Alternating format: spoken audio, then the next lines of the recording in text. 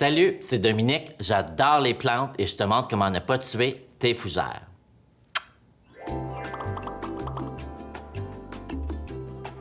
L'important à savoir si tu veux des belles fougères à l'intérieur, c'est de comprendre son environnement extérieur, d'où elle arrive. Les fougères sont des plantes de sous-bois, donc les feuilles des arbres vont les protéger des rayons du soleil pour ne pas venir brûler son petit feuillage.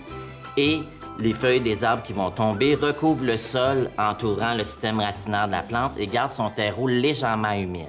Ce qui est important à savoir, c'est qu'un coin à l'ombre à l'extérieur est 2 fois plus lumineux qu'un coin ensoleillé dans la maison. Donc, si une fougère est bien à l'ombre à l'extérieur, dans la maison, ça lui prend quand même une bonne luminosité. Pour avoir des belles fougères à la maison, ça te prend absolument un vaporisateur. Pas de vaporisateur, pas de fougère. Dans son environnement extérieur, la fougère est habituée d'avoir chaque matin une petite rosée du matin. À ce moment-là, toi, tu vas vaporiser aussi tous les matins son feuillage. Là, le nombre de pouiches, je peux pas te dire combien, mais habituellement 4-5 pouiches. C'est difficile de s'arrêter. Tu vas me dire, je fais-tu juste vaporiser? Non. Si tu fais juste vaporiser, c'est comme si tu te lavais la tête à tous les jours, mais que tu buvais jamais d'eau. Il faut quand même arroser les racines. Là, va pas me détremper ça en arrosant ça tous les jours. Il faut que son terreau soit légèrement humide. L'important pour l'arrosage, c'est d'avoir le bon pot, en fait, pour la fougère. Je te dirais qu'un pot qui n'est pas perforé va garder l'humidité plus longtemps, donc tu vas avoir plus de facilité à garder ta fougère.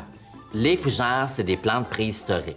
Par contre, ça ne veut pas dire que comme elle a survécu aux dinosaures, que c'est une plante vraiment intuable non plus. Je te dirais d'éviter la fougère de Boston. Celle qui est vraiment belle et qui est vraiment touffue, c'est celle qui sèche le plus rapidement puis c'est vraiment la plus difficile. Favorise les fougères qui ont un feuillage vraiment plus robuste. Si elle manque d'eau, son feuillage va se ratatiner un peu, va faner, donc la fougère va te parler, va te dire « J'ai soif, c'est le temps de me vaporiser ». T'attends pas à attendre des voix non plus, là. Ça, c'est plus ton médecin qui pourra régler ça. J'ai cette fougère-là, nid d'oiseau ici aussi. Tu l'entends, on dirait presque des feuilles de lasagne en plastique.